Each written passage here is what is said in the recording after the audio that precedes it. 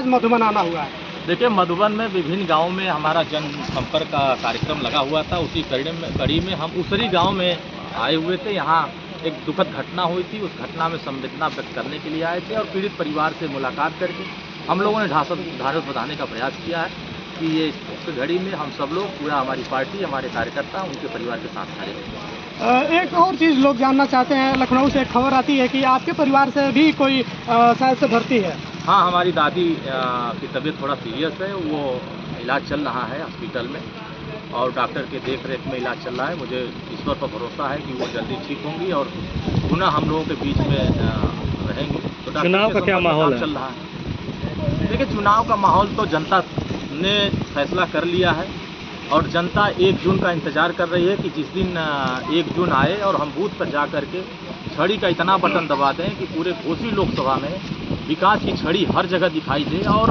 जनता का जो भावना है, जो उनके गांव की समस्या है, उनके क्षेत्र की समस्या है, उनके इलाकों की जो छोटे छोटे बुनियादी समस्या है, उन समस्याओं का निदान के लिए जनता ने मन बनाया है कि आने वाले 1 जून को छड़ी पर बटन दबाएंगे तो 5 साल के अंदर देश के प्रधानमंत्री मोदी जी की जो नीतियां हैं, जो उनकी योजनाएं हैं, हम उनके घर घर तक पहुंचाने में कामयाब होंगे। माननीय योगी आदित्यनाथ जी की नीतियों को हम घर घर पहुंचाने में कामयाब होंगे और घोसी की जनता एक विकसित घोसी की तरफ, एक डेवलपमेंट घोसी को देखने में उनके सामने नजर आएगा और उसी प्रयास के साथ हम भी सहयोग कर रहे हैं और जनता भी हमारे साथ मिलकर के सहयोग कर रही है। आपके बड़े भाई साहब चुनाव मैदान में है, इस बार की लड़ाई कितनी आसान या कितनी कठिन दिख रही है? आपके नज़रिए से क्या दिख रहा है? देखिए, यहाँ प्रत्याशी भले हमारे भाई डॉक्टर अरविंद राजभर जी हों, लेकिन यहाँ के चुनाव जनता लड़ रही है। यहाँ जिस भी गांव में हम जा रहे हैं, जिस भी मोहल्ले में जा रहे हैं, मुझे लग रहा है कि विपक्ष का कहीं अता पता नहीं है। विपक्ष के नेता और उनके बड़े नेता इस कंफ्यूजन में है कि हम टिकट दे तो दे किसको, जनता तो इनको पसंद ही नहीं कर रही है और जनता ने एक भरोसा दिया है।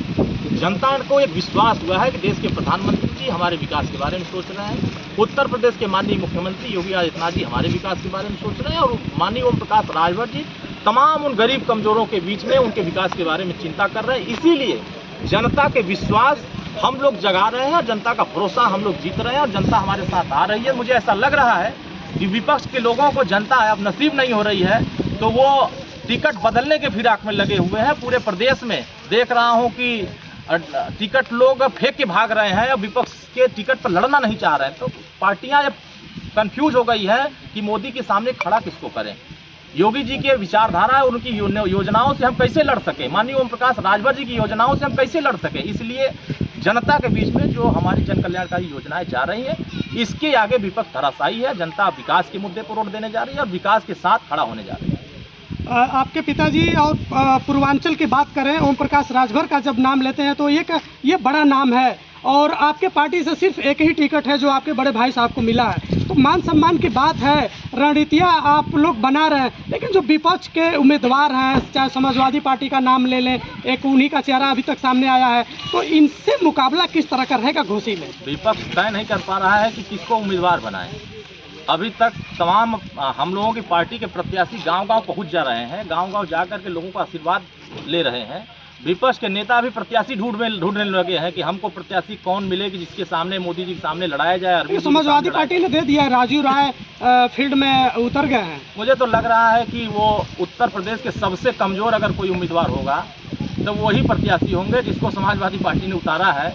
वो तो कहीं दूर तक खड़े नहीं है लड़ाई में। यहाँ लड़ाई नाम की कोई चीज़ नहीं है। यहाँ सिर्फ और सिर्फ हर वर्ग के लोग, किसी जाति धर्म का बात नहीं है, किसी धर्म मजहब का बात नहीं है, हर समुदाय के लोग, हर वर्ग के लोग सिर्फ और सिर्फ देश की प्रगति, देश के विकास, देश की गति और अपने क्षेत्र के डेवलपमेंट के नाम पर वोट देने जा रहे हैं। और मुझे लगता है कि देश में सबसे ज़्यादा अगर मतों से कोई जीतेगा तो देश के प्रधानमंत्री आदरणीय मोदी जी जीतेंगे और उसमें घोसी हमको लगता है दूसरे नंबर पर यहाँ की जनता जिताने का काम करेगी। अरुण जी, एक सवाल और है, कुछ नए मंच बना के लोग सामने आ रहे हैं, इनके लिए क्या रणनीति बना रहे हैं आप लोग? अरे यार, ये धरती पर बड़े मंच है। सुहेलदेव भारतीय समाज